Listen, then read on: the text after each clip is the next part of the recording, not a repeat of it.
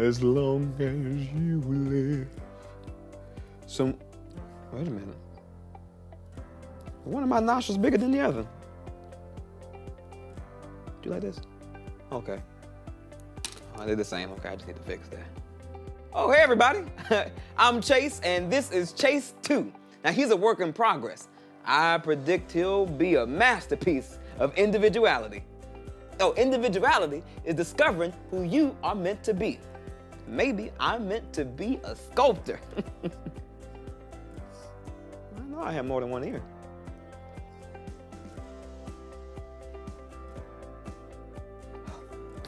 Whew. Okay. Got scared for a second. Ooh, sculpting the ear. All right. Yeah. Yes! I mean, this is going to be a one-of-a-kind self-sculpture. You know how I know that? Because I am one of a kind. I am the only person in this universe who looks exactly like me and thinks exactly like me and talks and acts exactly like me. God made me unique, and God made me for a purpose, and that purpose is right here. Hello? Is it me you're looking for? Or, I mean, it's like I'm looking in the mirror. Can you tell which one's the real me? Can you? Oh, who am I kidding? This thing doesn't look anything like me. I'm not going to be a sculptor. I'm no designer. I'm no good at bricklaying or building mousetraps. There's got to be a way to figure out what my purpose is. Maybe today's story will help me. What are you looking at?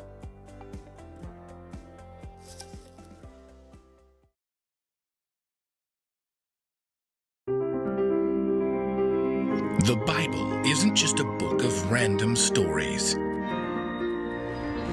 It's 66 different books that come together to tell one story. An incredible one. About God's love for us. And now for an amazing story. Inspired by the book of Matthew, chapter 22. Verses 34 to 40. The Bible is filled with words of wisdom that encourage us to love God, love others, love life. Sometimes Jesus used stories to help people understand how God's truth played out in their lives, and you know, that's what stories can do for you. In the book of Matthew, some religious leaders tried to trick Jesus with a pretty tough question, and they asked him, "What is the most important commandment in the law?" But Jesus didn't get tripped up. What he said was, love the Lord your God with all your heart and all your soul. Love him with all your mind. That is the first and most important commandment. And the second is like it. Love your neighbor as you love yourself. Everything that is written in the prophets and the law is based on these two commandments. Let's see how this truth might play out in somebody's life today. Solomon Sunday hated his name. After all, his Grammy Tatum was the one who named him after only the wisest man to ever live. Which means I failed before I even start. To make matters worse, all of Solomon's friends knew exactly what they were going to study in college, while he had no clue. What am I supposed to be and do? So Solomon decided he would start a podcast and interview wise people to find out, and he had Grammy Tatum on as his very first guest.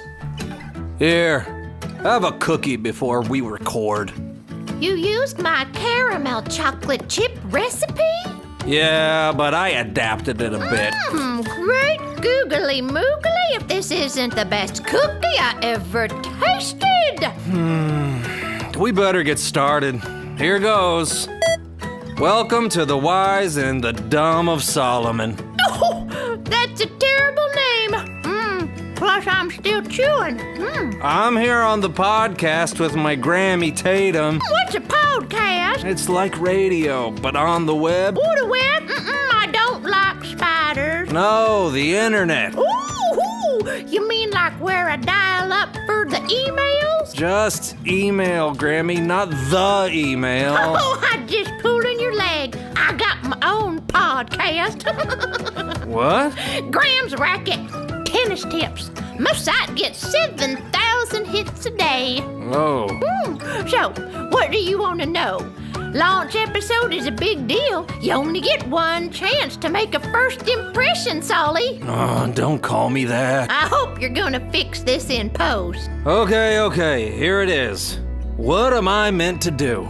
Well, that's an easy serve. You were made to love God and love others. That's it? That's it. Game, set, match. Solomon was disappointed. I mean, he had wanted to launch his podcast with a big splash, but as far as he was concerned, Grammy's performance was kind of a dud. I know that what I'm supposed to do is more, well, complex than just loving God and people. For his next podcast guest, Solomon invited on a very famous wise man who wore only organic linen robes and ate only mung beans. What am I meant to do? Go higher. Higher? First, climb the stairs. And then a hill. And after that, a small mountain. And then a large mountain. And then the tallest mountain on the face of the earth. What then? No one will bother you up there. So you can be calm and peaceful all of your days. What if I want a pizza? You know how annoying those delivery guys are. Good point. Here, have a cookie. Next, Solomon invited a financial genius, the Gazillions gal, onto his show. What am I meant to do? Get money. All the money you can. Money, money, money. What then? You can play with it, toss it around, party with it, sleep in it. Won't that get crinkly and clanky? Just buy a better mattress. Thank you, I think. Here, have a cookie. At last, Solomon invited a well-known psychiatrist onto his show. Dr. Emotojon, what am I meant to do? Be happy. But how do I do that? Think happy thoughts. Text lots of smiley faces. You need more smileys, grins, LOLs, ROTFLs. HAC? What? Have a cookie. By the time Solomon finished with his round of interviews, he definitely was not LOLing. In fact, he was losing his voice and was downright cranky. I'm never gonna find out what I was meant to do. Grammy fixed him up a bowl of her famous tuna noodle soup, yum, and showed him all the memes that people had created about her, tennis playing. Wow, you're really terrible. Sure am, but I have fun and I make people laugh at themselves too. Is that what you were meant to do? Well, it's my way of loving others, and one way to love God is to love others. So, yes, I'd say it is. But what about me? What about you? Am I supposed to host a tennis podcast too? You like tennis? Only the table kind. Here, have another cookie. Grammy munched thoughtfully on her fourth cookie. God's made you to love Him and love others in your own special way. And at least one of those appears to be baking. Really? I mean, that's so easy. You've been handing out chocolate chip happiness all day. And if you ask, God will show you all the other unique ways He's made you to love Him and love others. Hey, Grammy, can I get you back on the podcast? Only if you bribe me with another batch of cookies.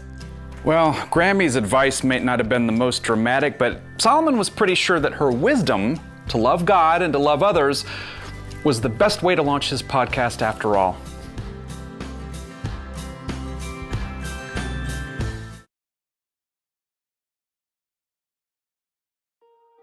Do you ever wonder what your purpose is? Who you're meant to be? What did God make you to do? Well, I think about those things all the time. And Jesus gave us the answer when someone asked him what the most important commandment was. He said, love the Lord your God with all your heart and with all your soul. Love him with all your mind. That's our purpose. That's what we were made for, to love God with our heart, soul, and mind. But how do we do that? Well, one way is by following what Jesus called the second most important commandment. Love your neighbor as you love yourself. You show your love for God by loving the people He's created. You use your eyes to look for the ways you can love others. Use your ears to listen when a person needs someone to talk to. Use your mouth to encourage and give wisdom.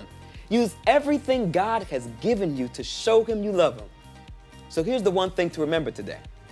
God made me to love others. No matter if you're a sculptor or designer or soccer coach or astronaut, choose to love others. It's the one thing you were made for. What about you, Chase, too? Who do you think you were made for? I think you're made to be a paperweight. You don't have a mouth, though, so I can't show you to nobody.